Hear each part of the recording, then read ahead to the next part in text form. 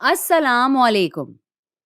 तो हमने पिछली वीडियो में बात की वेसल्स की। सबसे अहम 3 वेसल्स जो हैं वो ये तीनों हैं यहाँ पोर्टल वेन, हेपेटिक आर्टरी और bile duct. Hepatic bile duct ये तीनों मिलकर एक चीज बनाते हैं जिसे कहते हैं पोर्टल ट्रायड। जब भी की जाती है सर्जरी तो इन तीनों चीजों का बहुत ध्यान रखा जाता है और लिवर में आमतौर पर ये बहुत देखने को मिलती हैं। अब अगर हमें यहाँ एक छोटा सा सेक्शन लेना हो तो ये यहाँ इस तरह, और इसको हम करीब से देखें तो कुछ ऐसा दिखेगा।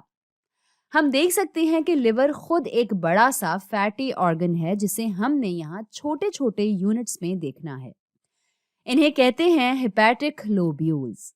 इन हेपेटिक लोब्यूल्स में गुच्छे पाए जाते हैं हेपेटोसाइट्स के या सिंगल लिवर सेल्स के, जो कि मौजूद होते हैं इस जगह।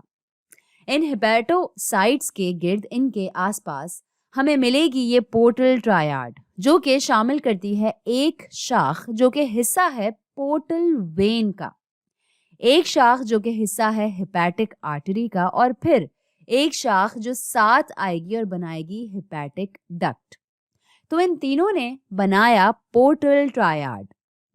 अब ये पोर्टल ट्रायड हेपेटिक लोब्यूल के सिर्फ एक हिस्से में नहीं पाया जाता, बल्कि इनका भी एक गुच्छा होता है जो हेपेटोसाइट्स के गिर्द पाया जाता है और एक शेप सा ये बना लेता है। ये शेप जो है ये आपको केमिस्ट्री की याद दिलाएगा। 6 कोनों वाला एक रिंग ये बनाता है हेपेटिक लोब्यूल, जिसमें मौजूद होते हैं 6 यूनिट्स पोर्टल ट्रायड के, जो मौजूद हैं हेपेटोसाइट्स के गिर्द। और इसी तरह हमें ग़िज़ाइयत से भरपूर खून मिलता है हेपेटिक लोब्यूल में, और इसी वजह से हेपेटोसाइट्स जो हैं ये लिवर सेल्स ये लेते हैं न्यूट्रिएंट्स और ये ग़िज़ाइयत मेटाबॉलिज्म के लिए या फिर मैक्रोमोलेक्यूल्स को स्टोर करने के लिए।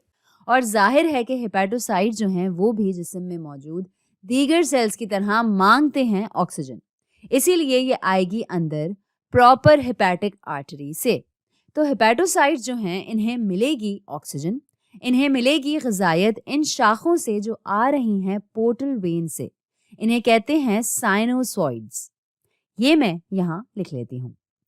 ये जो आते हैं पोर्टल वेन से, और जब आखिरकार सारी ग़िज़ाइयत निकल आती है, ऑक्सीजन निकल आती है और हमें अब भेजना है ये खून वापस हेपेटिक वेन में।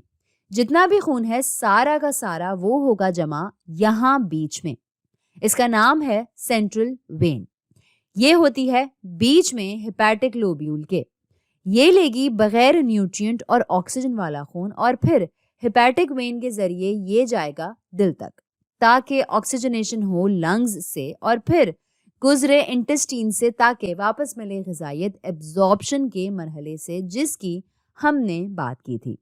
तो इस तरह काम करता है हमारा लिवर। तो आज के लिए इतना ही।